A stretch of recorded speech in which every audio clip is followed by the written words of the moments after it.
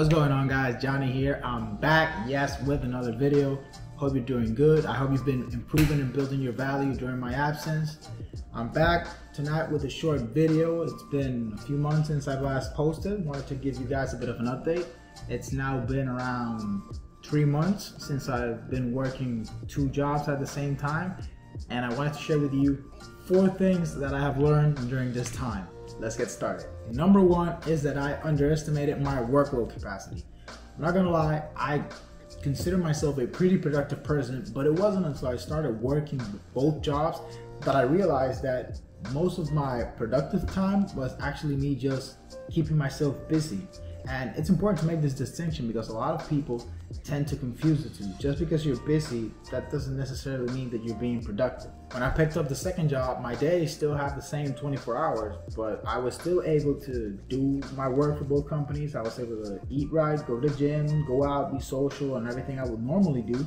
And it really got me thinking about how I was actually spending my time when I only had just the one job.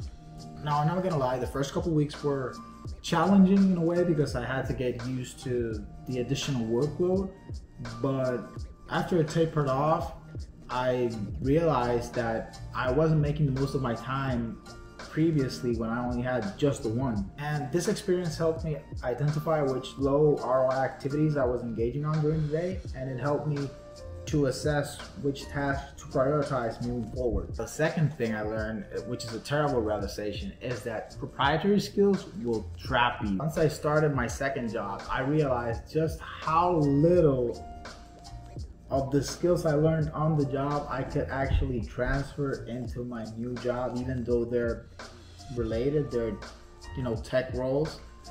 And it's true what they say, if you don't use it, you lose it. And that's the bad thing with proprietary skills. When you're working with in-house software, it's kind of like tribal knowledge. It only works for that particular company. You really can't take that skill with you if you decide to leave or pursue your own business. And I can't stress this enough, you have to be constantly educating yourself if you want to remain relevant in the market. Today's economy is rapidly changing. If you don't make an effort to keep up, you will be left behind.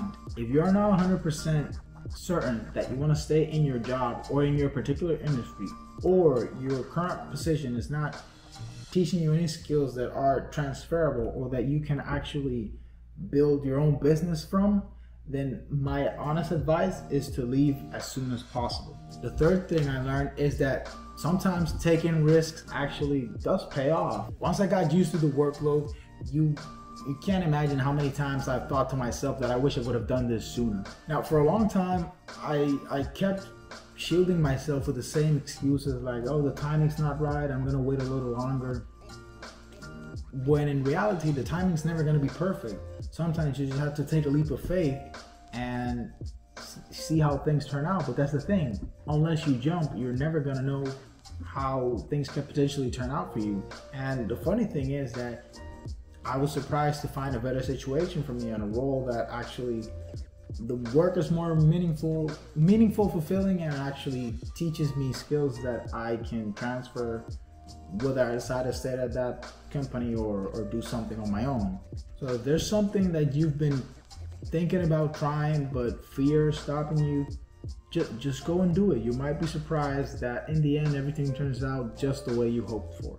And the fourth thing I learned is that you and only you are responsible for going after what you want. It doesn't matter if you want to climb the corporate ladder or you want to one day own your own business.